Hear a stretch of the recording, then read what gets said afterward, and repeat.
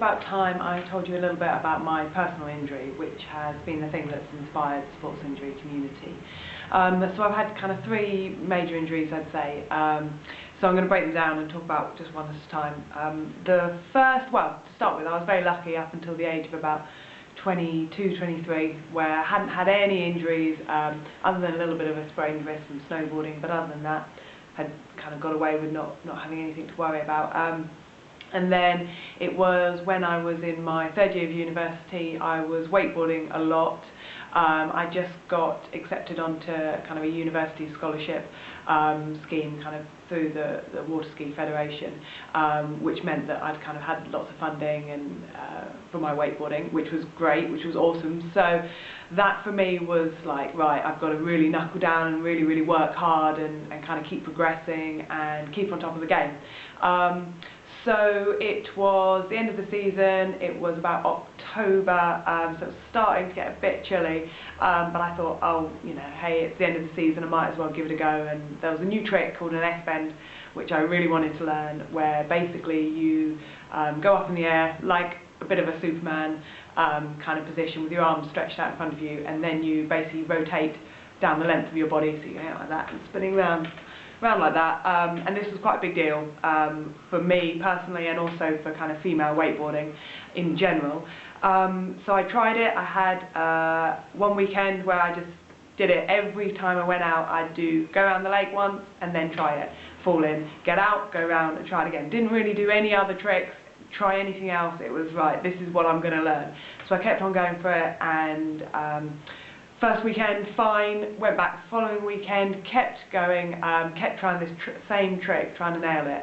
And just, yeah, as you do, the end of the, kind of, it was one of my, kind of getting towards the end of the session, and basically what I did as I went up and as I rotated, one of my feet came out of one of my bindings, which basically meant as I hit the water, the board I was rotating, the board was rotating, and it decelerated pretty damn fast as it hit the water.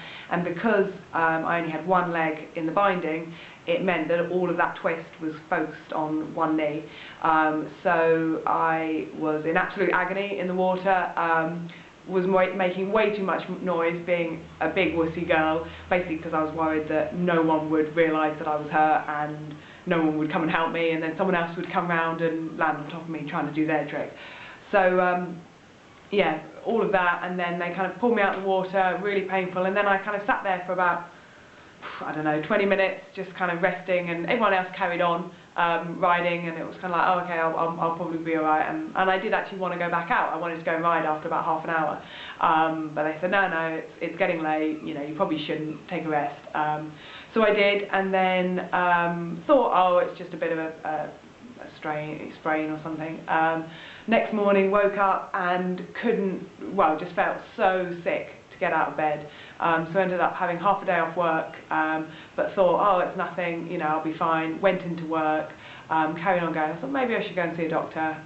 So luckily, the GP I went to go and see, who wasn't my standard GP because I was working in Cambridge, was a kind of really into knees and a bit of a knee specialist, and he said, oh, basically I think you've done your MCL, so your medial, I've forgotten the name, the medial ligament, the one on the inside of your knee, medial cruciate ligament, which is the one basically which stabilises your knee from kind of sideways forces. It's quite a common one for rugby players as well, and as I've since found out, very common for wakeboarders too.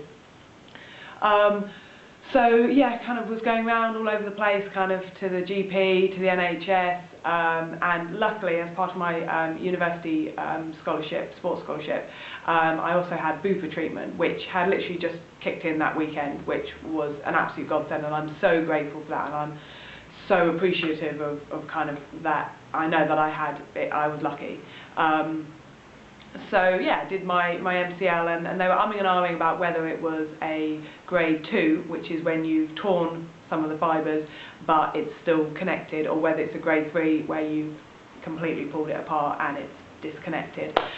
Basically the reason why they weren't sure was they do various tests, and if it hurts, then there's something there, there's some nerve endings there that are telling you that it's kind of, there's something connected but it's hurting. Whereas if you've torn it completely, then that normally means that there's no nerve endings have been completely torn, so they're not sensing and they're not giving you anything. And I wasn't having pain, but I could feel it.